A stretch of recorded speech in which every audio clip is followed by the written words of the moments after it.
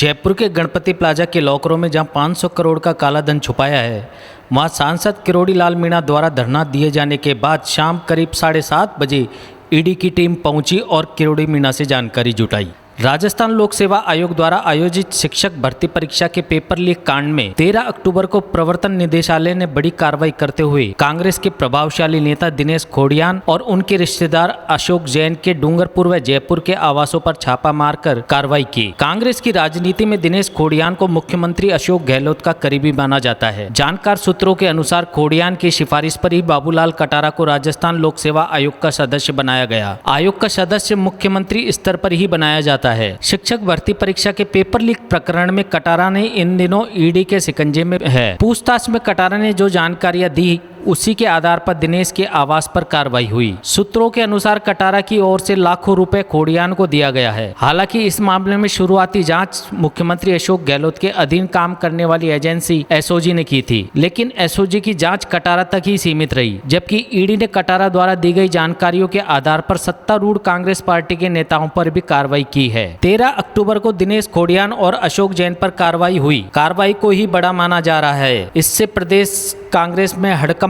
Much गया है। भाजपा के राज्यसभा सांसद डॉक्टर किरोड़ी लाल मीणा ने भी इस मामले में आयोग के अध्यक्ष संजय छोत्रिय पर गंभीर आरोप लगाए हैं। मीणा का कहना है कि बाबूलाल कटारा आयोग में बैठकर भर्ती परीक्षाओं के पेपर बेचता रहा और अध्यक्ष को खबर तक नहीं लगी। ऐसा कैसे हो सकता है? मीणा ने आयोग में उच्च स्तर पर भ्रष्टाचार होना बताया है। गहलोत सरकार के 5 वर्ष के कार्यकाल में 17 परीक्षाओं के प्रश्न पत्र आउट हुए हैं, लेकिन एसओजी असली गुनाहगारों तक नहीं पहुंच सकी। रीट पेपर प्रकरण में तो एसओजी ने राजस्थान माध्यमिक शिक्षा बोर्ड के अध्यक्ष डीपी जारोली को क्लीन चिट दी, जबकि जारोली को सरकार ने बर्खास्त किया। बर्खास्तगी के बाद जारोली ने पेपर लीक के पीछे राजनीतिक संरक्षण बताया। इस कथन के बाद जारोली ने को भूमिगत कर दिया गया और एसओजी ने क्लीन चिट दे दी। जारोली के बयान के आधार पर जांच होती तो गहलोत सरकार का एक मंत्री भी चपेट में आता। असल में भर्ती परीक्षाओं के प्रश्न पत्र उन लोगों ने आउट किए जो सरकार में प्रभावशाली भूमिका निभा रहे थे। यदि ईडी दिनेश खोड़ियान और अशोक जैन को गिरफ्तार करती तो कांग्रेस की राजनीति में भूचाल आएगा। यह सब तब हो रहा है जब विधानसभा चुनाव के लिए कांग्रेस उम्मीदवारों की सूची जारी होने की कवायद अंतिम चरण में है। 13 अक्टूबर को ईडी की कार्रवाई के दौरान भाजपा के राज्यसभा सांसद डॉक्टर किरोड़ी लाल मीणा ने जयपुर में एक प्रेस कॉन्फ्रेंस की। मीणा ने बताया कि जिस स्पर्धा चौधरी के आवास पर ईडी की कार्रवाई हो रही है वह हनुमान बेनीवाल की आरएलपी की महिला मोर्चा प्रदेश अध्यक्ष है। स्पर्धा ने विधानसभा का 2018 का चुनाव फुलेरा से आरएलपी